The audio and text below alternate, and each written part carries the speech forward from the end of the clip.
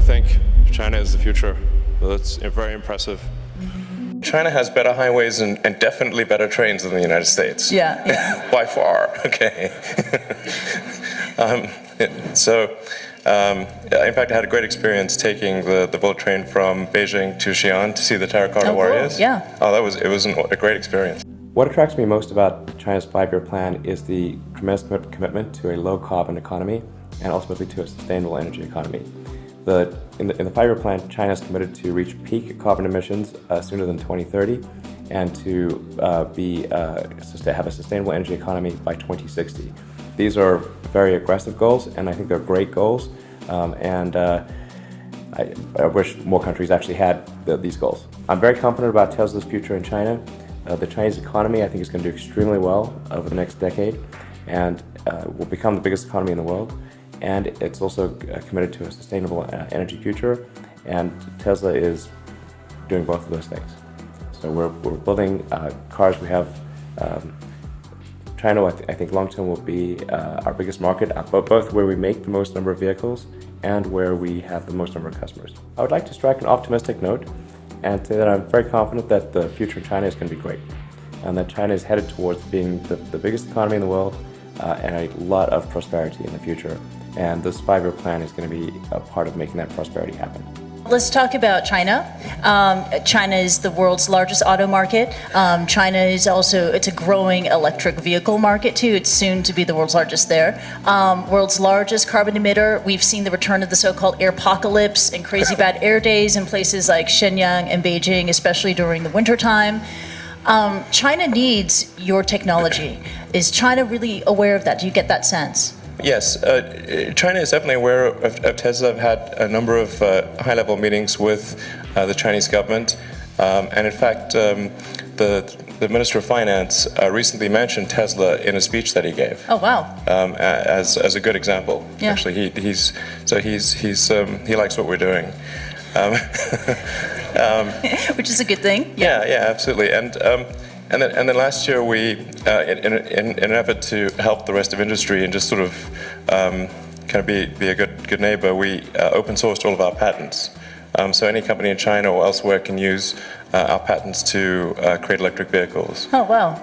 So we actually have a supercharging network throughout China. You can go at this point almost anywhere in China using the Tesla supercharger network. And then we've got, there's a whole bunch of third-party affiliate destination chargers. And we've actually had people drive all the way from Beijing to Tibet. Yeah. So it's, wow. Yeah, in a Model S. Wow, that's incredible. Yeah. I'm really excited to be here in Shanghai for the Shanghai Gigafactory, which is, I think the Tesla China team has done an amazing job, really mind-blowing. Like, I'm just astounded by how good the job is and how much progress has been made. And I think it's a good story for the world, and to say, like, look how much progress you can make in China. This is extremely impressive. Like, my hat is off. You know, you guys rock.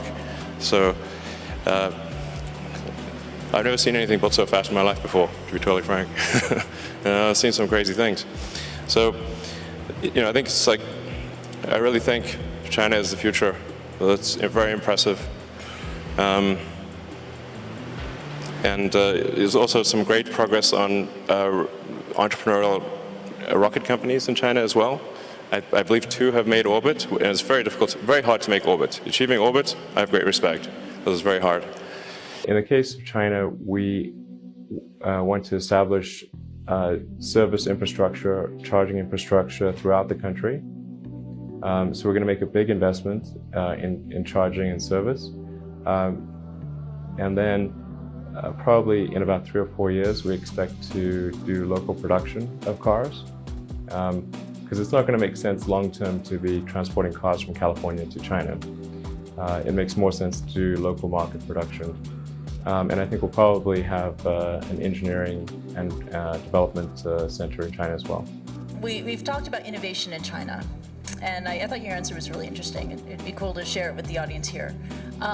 What is the example of made in China innovation that you thought, wow, that's pretty cool?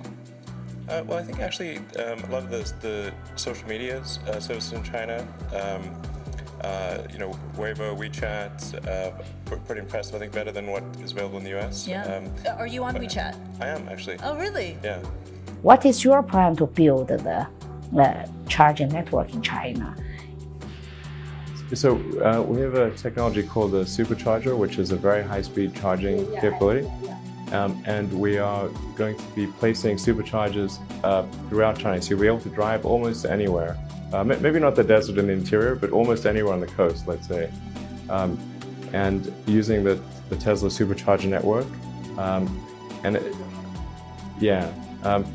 our superchargers combine high-speed charging with solar panels, which is an important combination to address both the generation of energy and the use of energy. So you don't have to work with like a safe grid. We don't have to, and it's possible for us to make the charging stations completely independent of the grid.